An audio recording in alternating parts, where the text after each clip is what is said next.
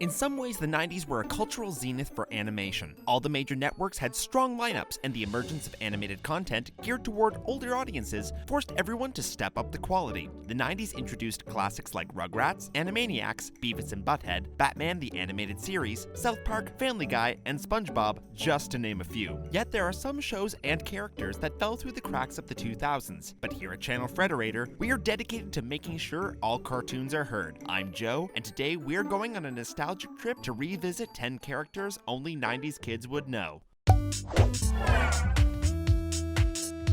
Number 10. Freakazoid. In the world of crime-fighting vigilantes, there are the silent, broody types. And then there are the absolute maniacs. Freakazoid, the star of the cartoon series of the same name, is very much a case of the latter. The alter ego of computer nerd Dexter Douglas, Freakazoid got his abilities from a freak computer accident, pun intended, which left him with great power and a very deranged mind. Freakazoid served as a manic mockery of the superhero genre, while still offering the audience an engaging comic story. The show's success is not a surprise when you consider that the show was created by Paul Dini and Bruce Timm, who were also responsible for Batman the Animated Series and Justice League Unlimited. With outrageous villains and an even more outrageous hero, Freakazoid was one of those shows that's something of a cult classic, but remains unknown by many who weren't around during the right place at the right time. In an era where every other superhero is getting their renaissance, why not have one for the only hero who ever openly admitted to fighting evil in his underwear? Number 9. Eeek the Cat. It never hurts to help. That is, of course, unless you're Eeek the Cat. Then offering assistance tends to hurt a whole lot. A Canadian series that aired on Fox Kids from 1992 to 1997, Eeek the Cat told the story of a feline whose penchant for selflessness often got him into loads of trouble, because nothing's funnier than watching a cute cat get into mishaps, right kids? Eek's unfortunate adventures often took the shape of pop culture parodies, genre spoofs, and in some cases, even musical scenarios. The great joy of Eeek was that his never-ending optimism kept him forging ahead, despite the maladies he encountered each week. You couldn't help but root for the little purple furball, even if you knew it wasn't going to always go his way. Plus, Eek's main nemesis was Sharky, a dog who was also half shark. Tell me that isn't cool. Although relatively undiscussed today, Eeek was one of the great joys of the 90s Saturday morning programming, and his show is ripe for rediscovery. Number 8. Bobby Generic. Long before comedian Howie Mandel was known for his savvy game show hosting skills or his harsh critiques as a judge on America's Got Talent, he was the man behind one of the 90s most beloved cartoons, Bobby's World. As surreal as placing that name within the realm of animation seems now, Bobby's World was actually quite popular and aired on Fox Kids from 1990 to 1998. Based on a character voice Howie used in his stand-up routines, Bobby's World centered around the life of Bobby Generic, a small boy with an extremely overactive imagination. Bobby's misunderstandings and literal interpretations of things that he hears adults say often gets him into some brand of hijinks. In addition to Mandel, the show also employed the voice talents of many other comedians, including former SNL cast member Gail Mathias as Bobby's mom, who flourished in that Minnesotan accent before Fargo even existed. Thanks to the show's cozy and colloquial nature, it garnered a big fan base during its run. In a 2014 interview at San Diego Comic-Con, Mandel suggested that there was a chance that Bobby and his tricycle may one day ride again. Until then, fans of the show will have to make like Bobby himself and just keep imagining. Number 7.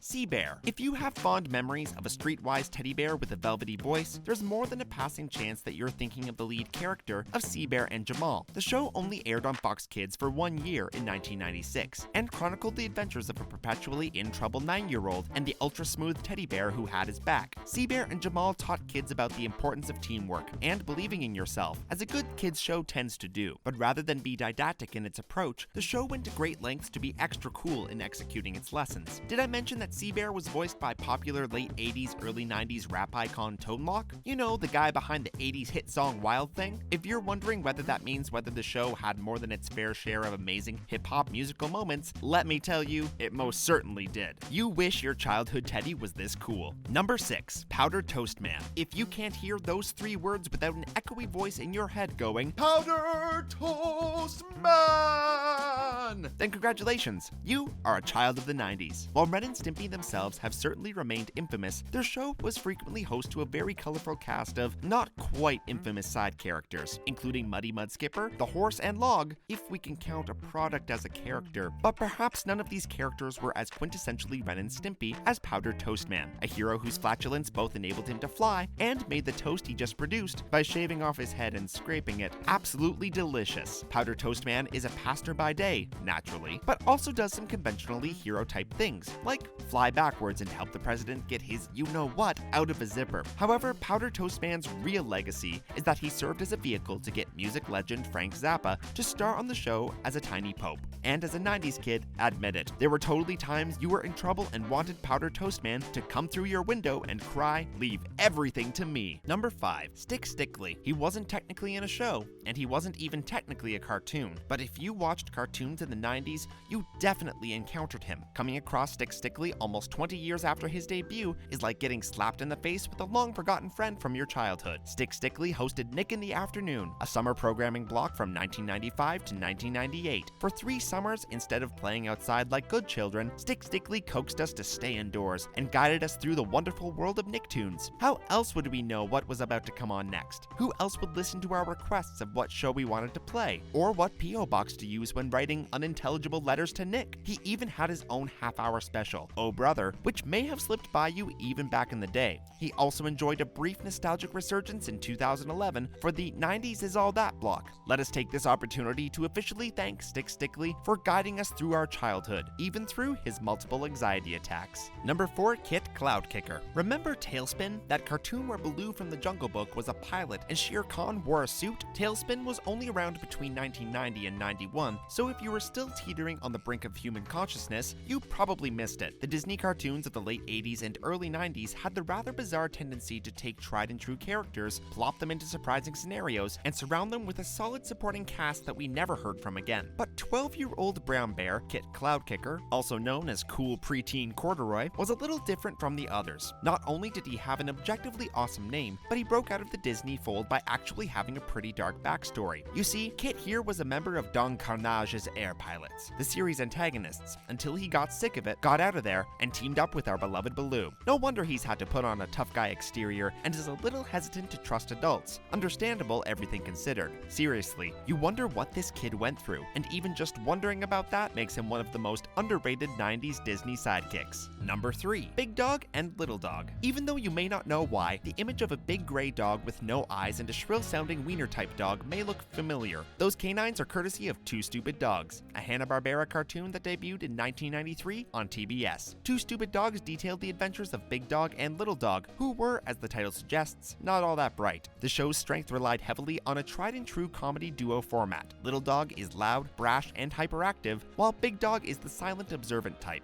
To add to that surreal post-90s reflection, Little Dog and Big Dog were voiced by Mark Schiff and Brad Garrett, respectively. That's right, the Everybody Loves Raymond guy. Together, the dogs' mismatched personas were a recipe for hilarity. Don't just take our word for it. This show was nominated for an Emmy. Besides, the show appealed to the sensibilities and aesthetics of Hanna-Barbera's more successful series of the 50s and 60s, but added a healthy 90s edge. Did we mention this show was super weird? Like, Big Dog lets baby chicks live in his ribcage, and then Little Dog exposes his skeleton from the inside out weird. Yeah, so that's a thing. Number 2. Jay Sherman. Following the success of The Simpsons, networks were eager to find another adult-oriented primetime animated series. One such example came in 1994 with the debut of The Critic, because who better to follow up on The Simpsons than Simpsons executive producers Al Jean and Mike Reiss. The Critic centered around J. Prescott Sherman, a New York City film critic who happened to dislike most of the movies he watched. Jay Sherman was mean-spirited and a snob, but his honesty won many people over, and in the true spirit of the 90s, comedian John Lovitz was given top billing as Sherman's voice actor. Against the spirit of Sherman himself, The Critic was a critical darling. A cornerstone of its success was its elaborate satires of popular films, which Jay Sherman would review on his show within a show.